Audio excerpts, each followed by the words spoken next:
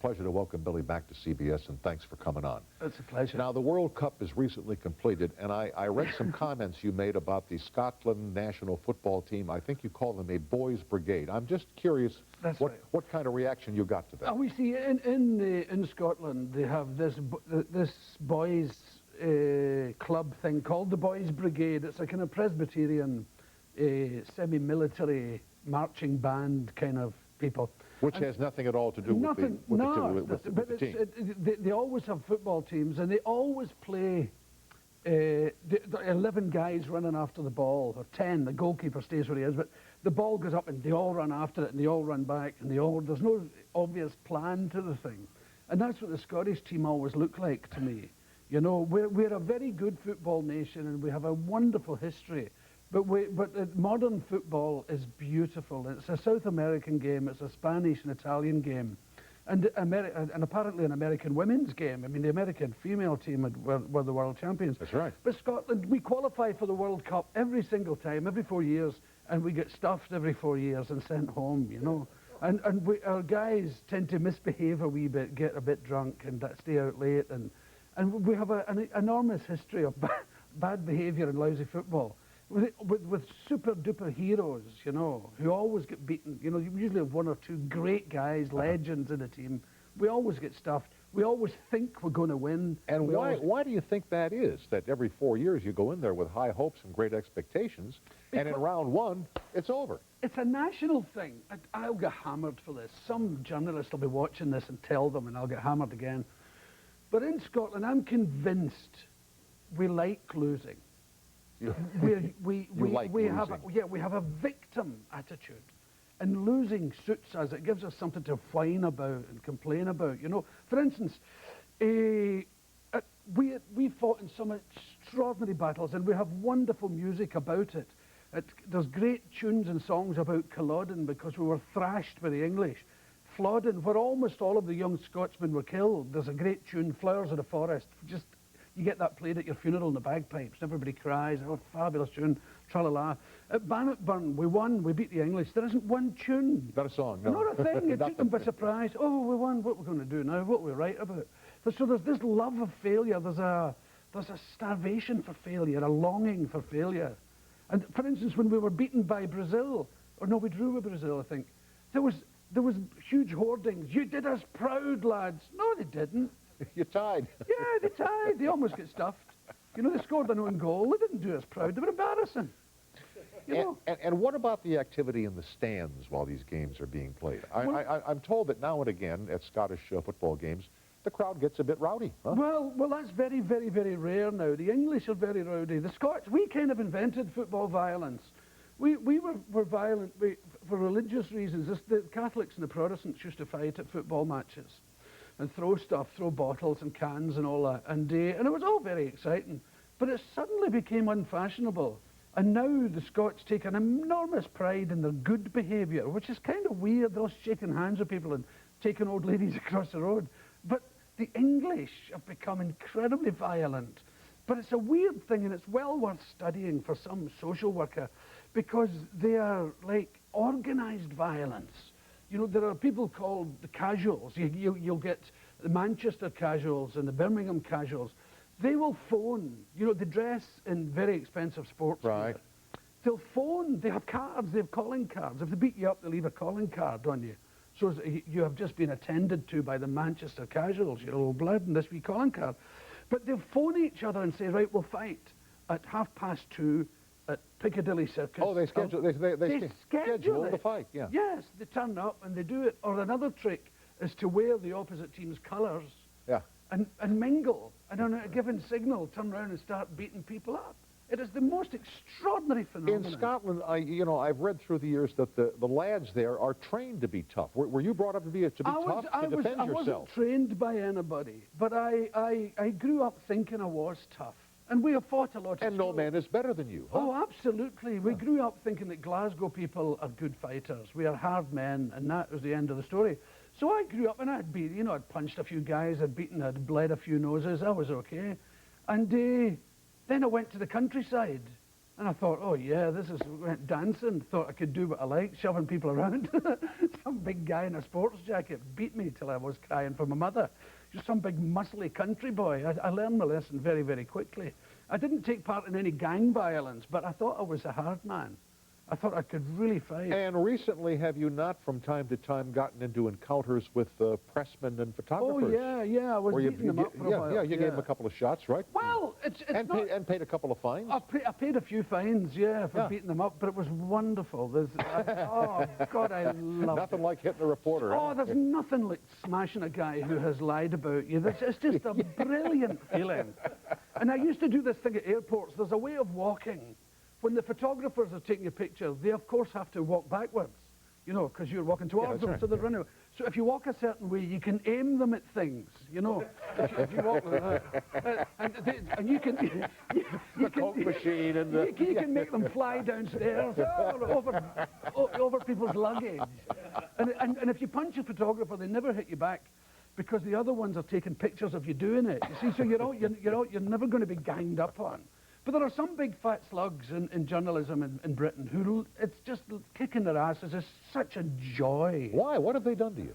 Oh, they just slander me. Well, it started with my divorce and all that love child. I apparently lived in a love nest with a love child and all that, and I hated it all. Oh, yeah. Because divorce is such an incredibly painful thing. And they love to just hold the wounds open as long as they can and get more and more thing. And they interviewed my daughter, who was 6, on her way home from school. And I just lost control. No, that's out of bounds. So I thought, let's have a go here. Are they tougher there than they are here? Tougher? Much more so. And even worse recently, because they've become freelance. They've made them all freelance, so they have to turn up with a story to get paid, you know. They're not staff members of the newspaper. And they're not drunks like they used to be, you know. They're much more wily now. But I've paid too many fines, though. It's about 4 or 5 times I've been sued and lost, you know. And so I think I'll put my gloves away for a while. I'll hang up my gloves. Give it a rest for a while, yeah. Now, you describe yourself as being not from the middle class, but from the working class. I'm a working class person, yeah. And working class versus middle class, what would be the difference in your view? Well, we're not, the middle class in England and Scotland isn't the same as the middle class here of what we would term working class, doing rather well. But the middle class are a sort of halfway house between working class and upper class. There are people who would like to be upper class, but you have to be born upper class. But some people seem to think that if you get certain things, a certain type of house, a certain kind of car, you dress, send your children to this. Certain income. A kind of Ivy League, a certain income, you look upper class. And they were what we termed middle class. I was always an honest-to-God working class guy from a working class family. And very, very proud of it. Yeah, what did your dad do? What was his job? My father was an engineer. He made optical instruments, you know, range finders and things. Sure. Aye, that was his job. And I was a welder in the shipyards. I loved it. It was great. Now, when you say a welder in the shipyards, what kind of work do you do? Are you welding side plates together? Oh, yes, welding the ship together, basically. Yeah. I was an electric arc welder. And you liked that? I loved it, yeah. Was it hard work, physically hard? It was hard work physically, but there were great guys to work beside. You know, it was like coal mining. You know, it's just hard men, well-read men, good guys. It's like being in prison. When the door closes, you're all in it together, you know. And it was just brilliant. It rained on you. It was cold and hard, but you felt like a man. It was a very, you know, I'd been a schoolboy. Now I was a man. I loved it. You know who was here last night is Carl Malden, who's from Gary, Indiana. Oh, he's great. I love him. And he worked for 3 years in the steel mills back in Gary, Indiana. I saw that on his VH1 thing. Yep, exactly right. And he said it was hot, and he said it was terrible work.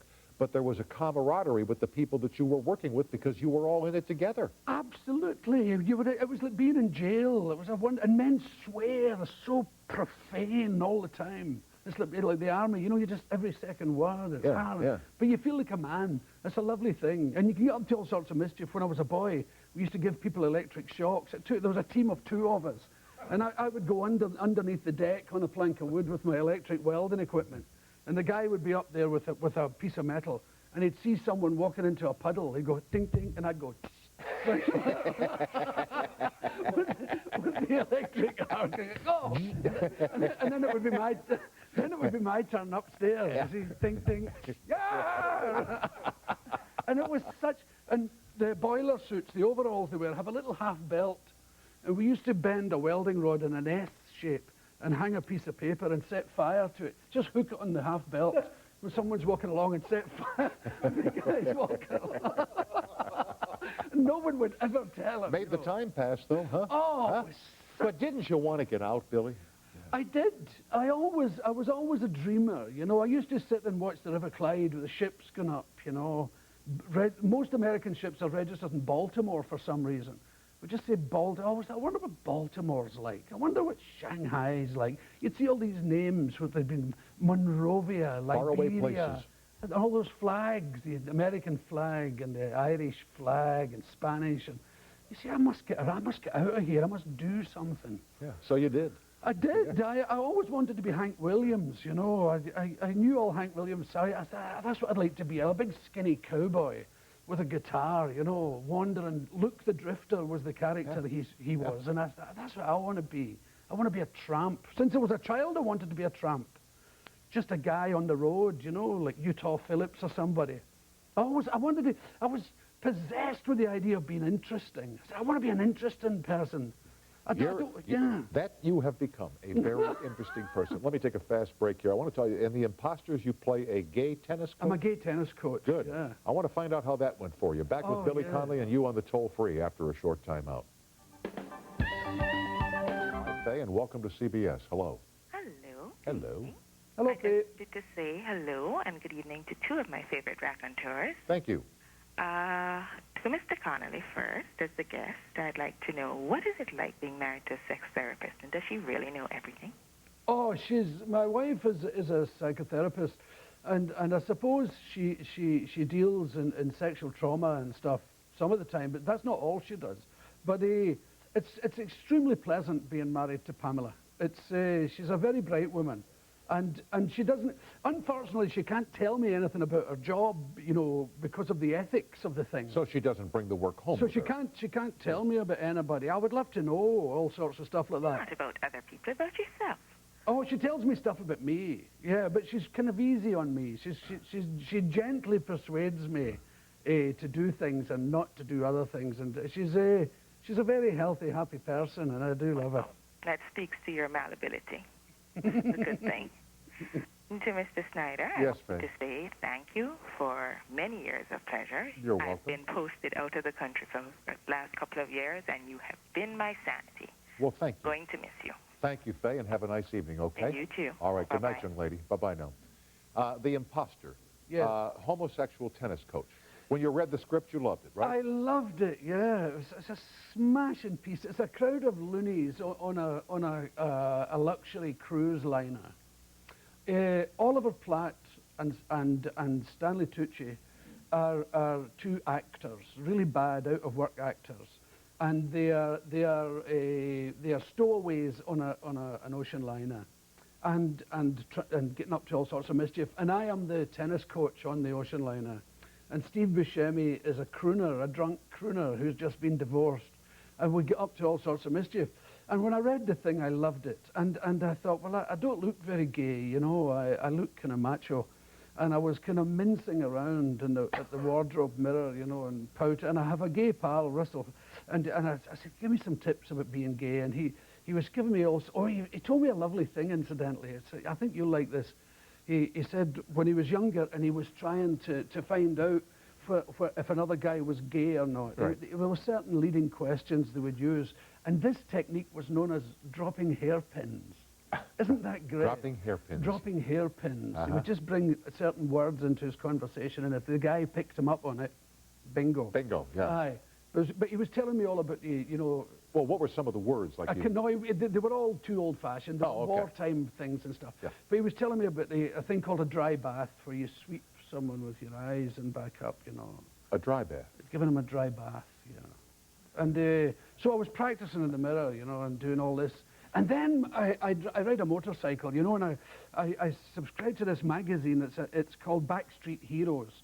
So it's all that kind of motorcycling, you know, the bad boy stuff. Yeah.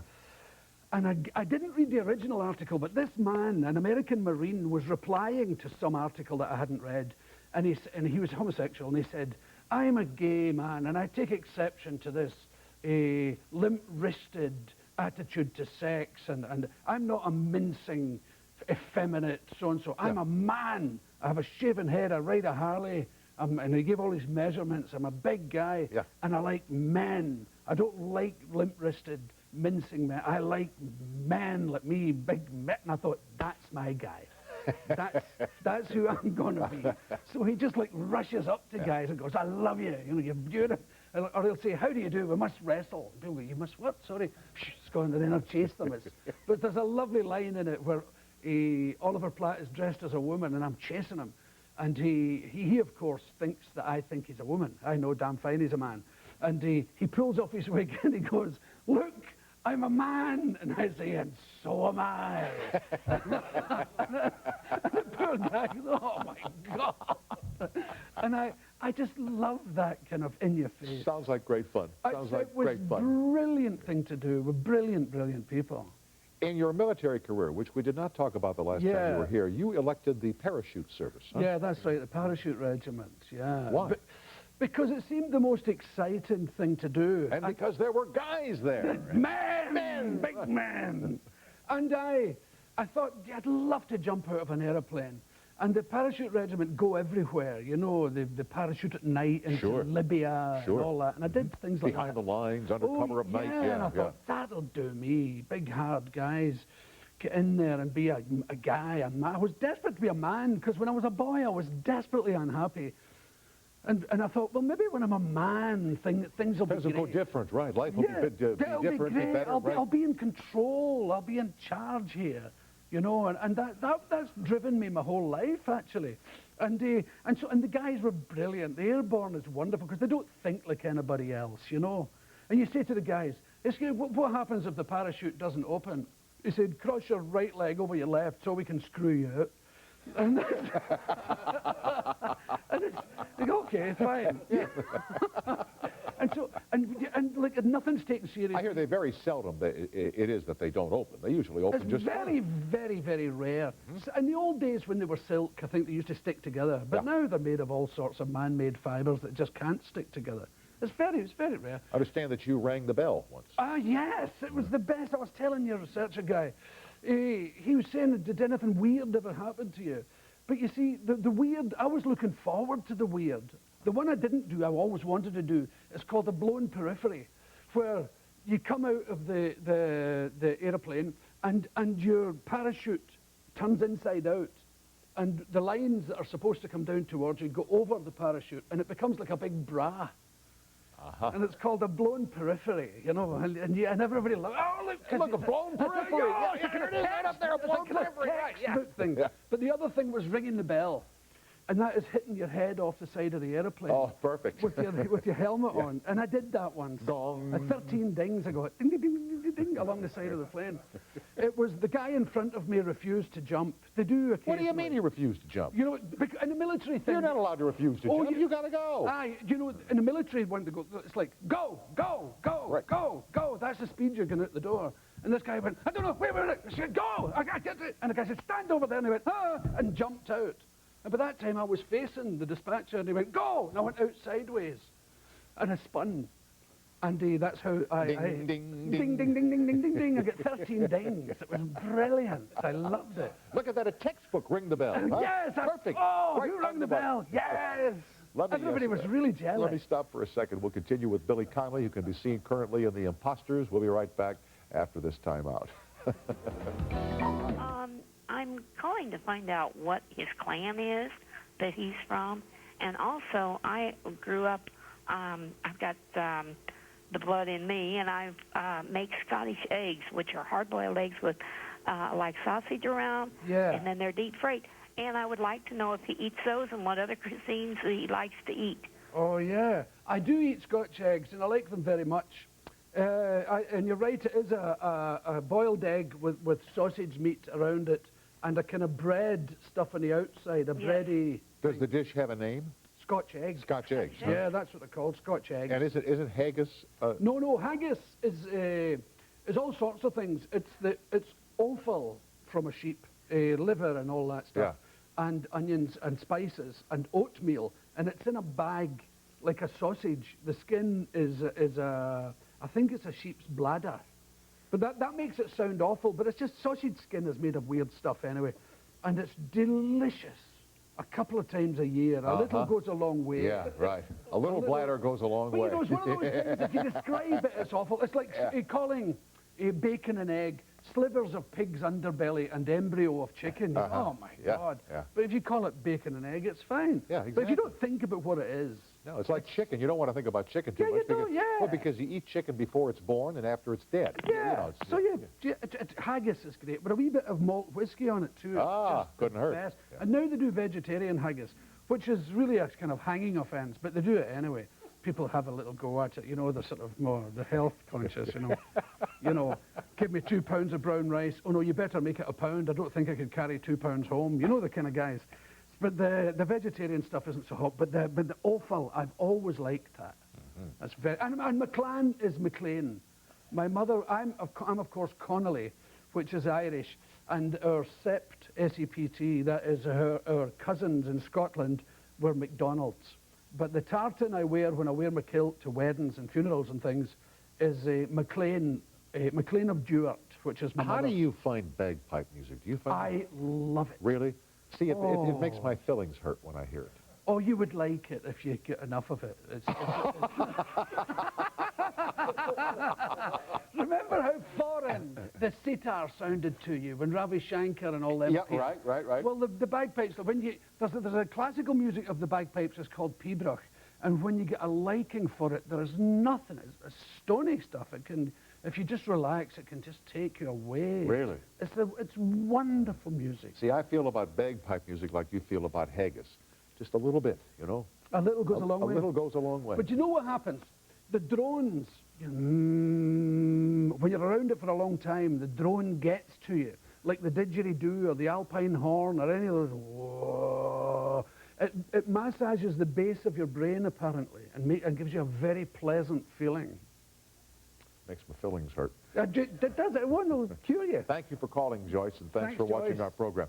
The other thing about parachuting, didn't 2 fellows in your regiment or platoon, didn't they get into a fight in midair? Yes, it was the best thing, because I was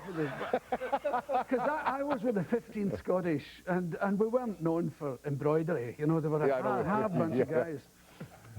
And we were parachuting outside Edinburgh. I will never forget it as long as I live. You have your normal parachute on the back, and this wee one on the front, your auxiliary with a red handle. In case anything goes wrong, you pull that.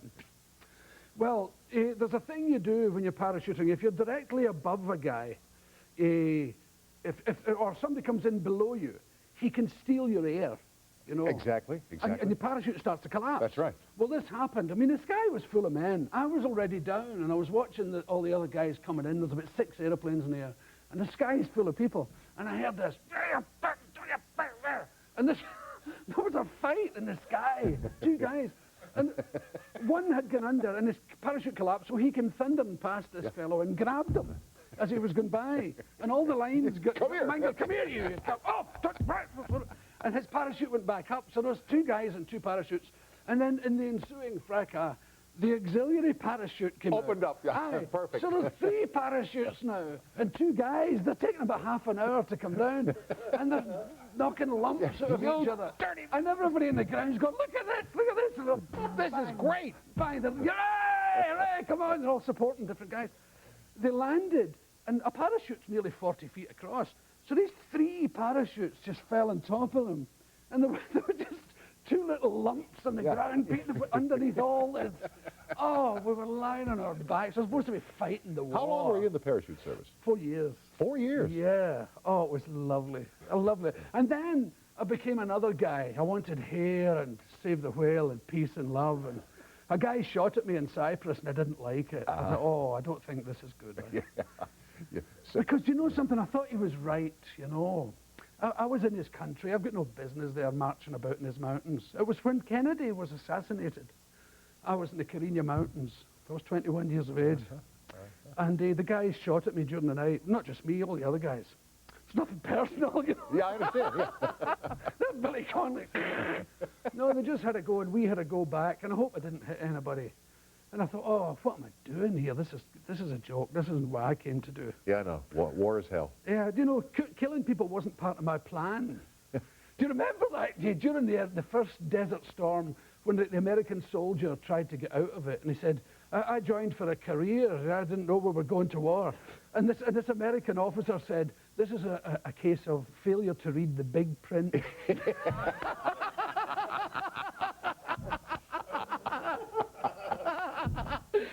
that brilliant? Don't try to top it. We'll continue with Billy Connolly and you on the toll-free after these announcements.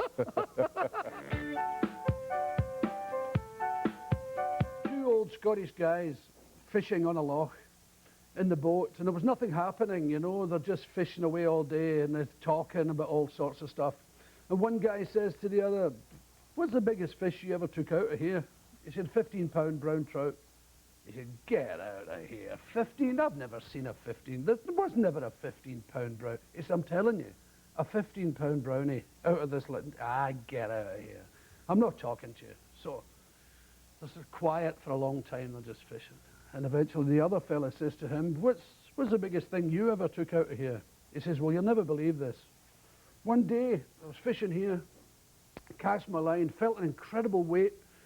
Took me about half an hour to get it into the boat. He said it was a huge copper lamp. Complete copper, shiny, beautiful lamp from an old ship with the candle still lit inside. And the guy said, oh, bugger off. He says, okay, I'll do a deal with you. You take 5 pounds off the brown trout, I'll blow the candle out.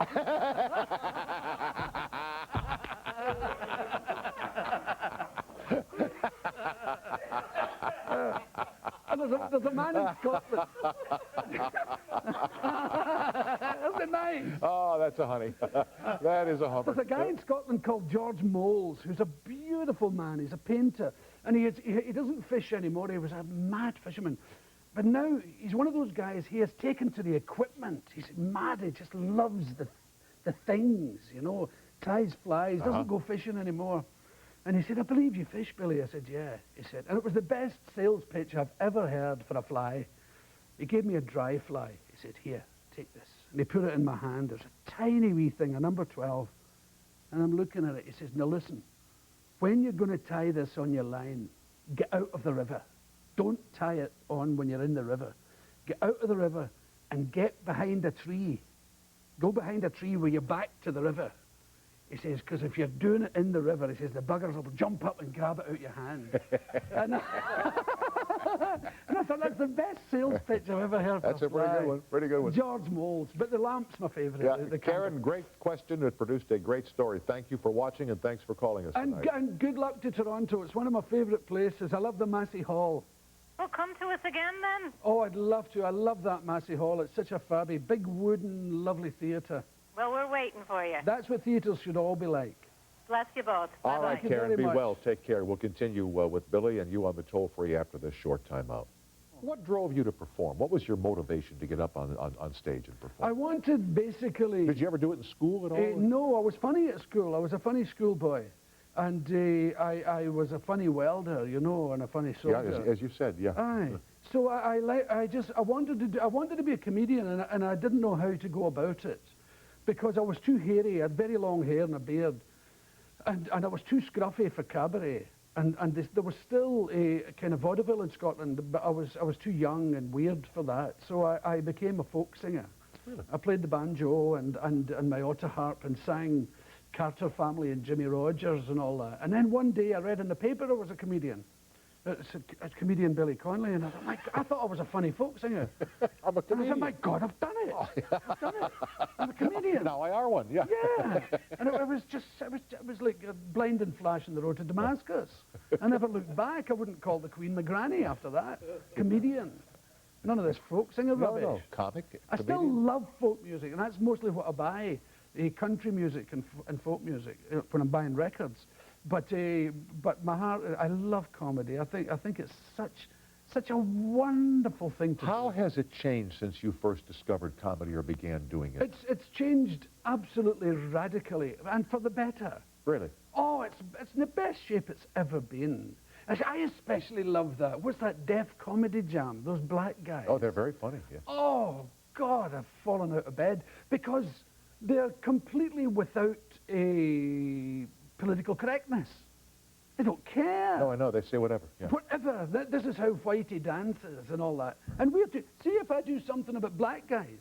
If I do walking like a black guy and all that, the complaints I get are from white people, not from black. Black guys don't care.